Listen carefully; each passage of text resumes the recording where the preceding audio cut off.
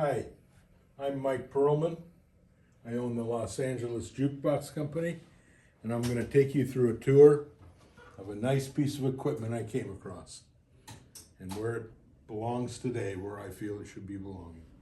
So, a friend of a friend of a friend calls me and says, "We've got this big Seeburg unit in our living room. What is it?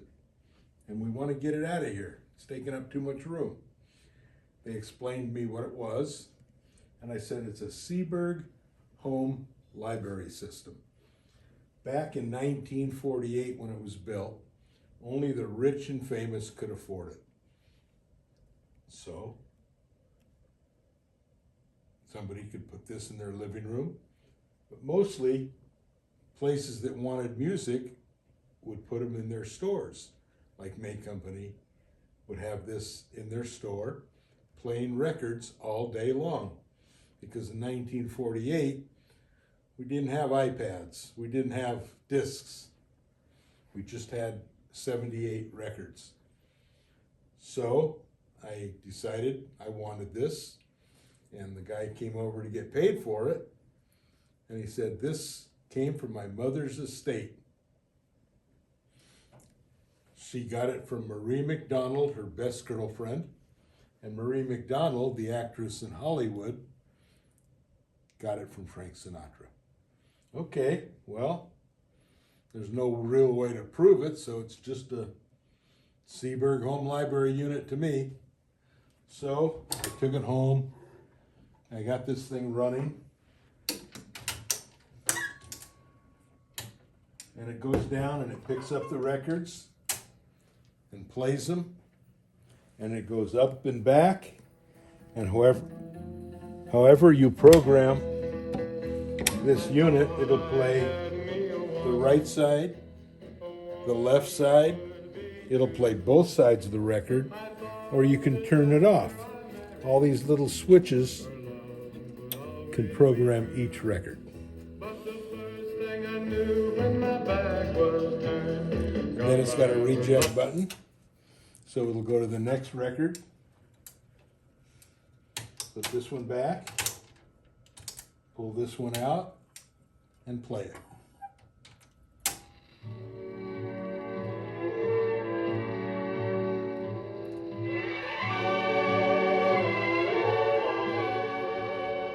So,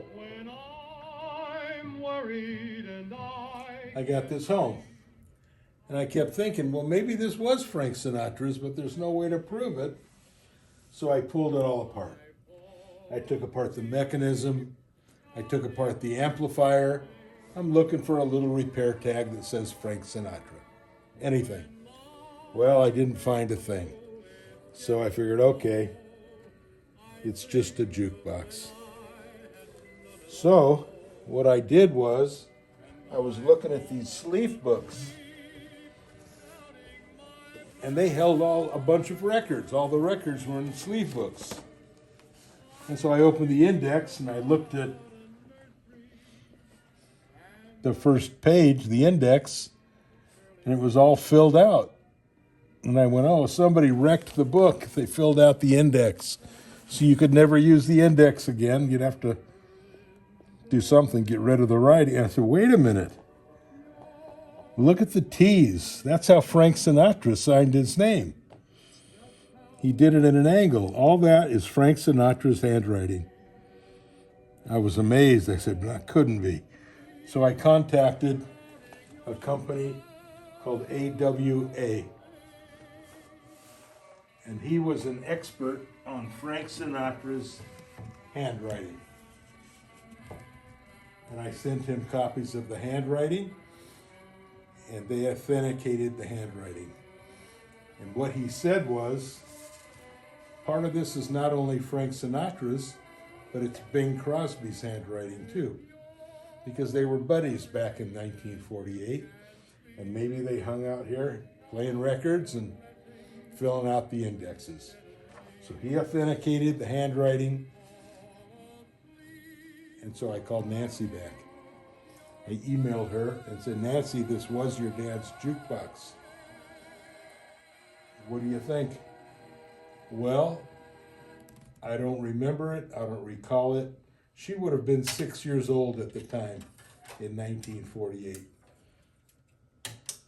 But if you want to sell it, call me first, she said. Okay, well, I didn't call her back yet. It's been about 10 years.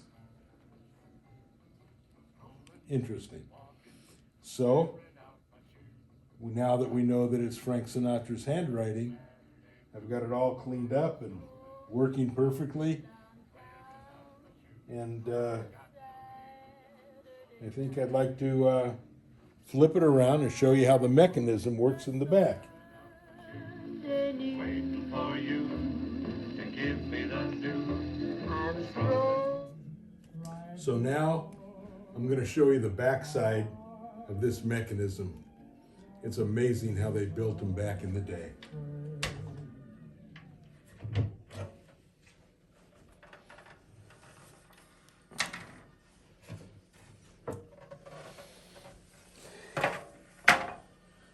This is the mechanism. And you can see when the door is on, it pushes this little button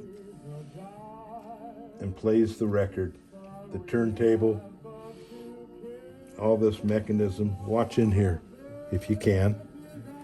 When the record gets to the end, it rejects, scans, picks up the next record, and plays it. This is the reversing switch. It goes all the way down. There are all the records from the back. The preamp is up here, and the amplifier is down below here.